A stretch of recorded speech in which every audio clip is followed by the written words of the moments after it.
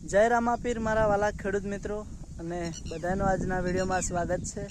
અને આ વખતે આ ચોમાસાની અંદર ખેડૂતોને ખૂબ નુકસાન થયું છે। હજુ કોઈ ખેડૂતોએ કોઈ નવું વાવેતર પણ નથી કર્યું। એની પહેલાં તો પોતાના ઘરના પતરાઓ અને પોતાના ભેંસો માટે બનાવેલા તબેલાઓ ઉડાડી મૂક્યા છે વરસાદને વાવાઝોડે। તો મારા બધા ખેડૂત ભાઈને હું એટલું કહીશ કે હું તમને અમારું સાપરું પણ બતાવું છું। અમારી સાથે પણ આ વરસાદે કેવું વર્તન કર્યું છે તો જુઓ મિત્રો, આ બાજુ તમે જુઓ, હવે આપણા સાપરાને તોડી નાખ્યું છે, એટલો અંદર વાયરો બેસી ગયો। તો જુઓ આ મોટા મોટા ફોડો પાડ નાખ્યા અહીં।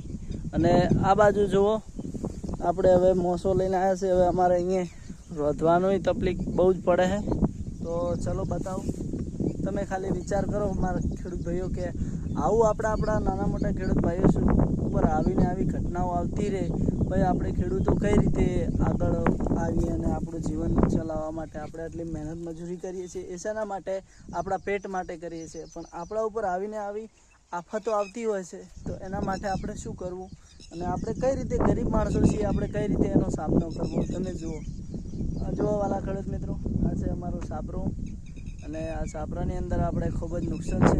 ચાલો બતાવું તો જુઓ મિત્રો, આપણે ઘરમાં આવી ગયા છીએ ને આ છે આપણું બધું રહેવાનું, ખાવાનું પીવાનું। તો આ છે અમારું સાપરું, આમાં અમે બધું અમારું કરિયાણું મૂકીએ છીએ, સેમન મૂકીએ છીએ। આ છે આપણે ચૂલો છે જ્યાં રહોડું બનાવીએ છીએ। જુઓ બતાવું, જુઓ આ જુઓ, આ ચૂલો છે અને આ તપેલું પડ્યું છે, આપણા ખાટલા છે। અને અહીંયા તો હુંહર થઈ ગયું છે બધું। જોવા આપણે હુંહરા નીકળી જઈએ, આ બાળો થઈ ગયા ને, આવી ગયા ને।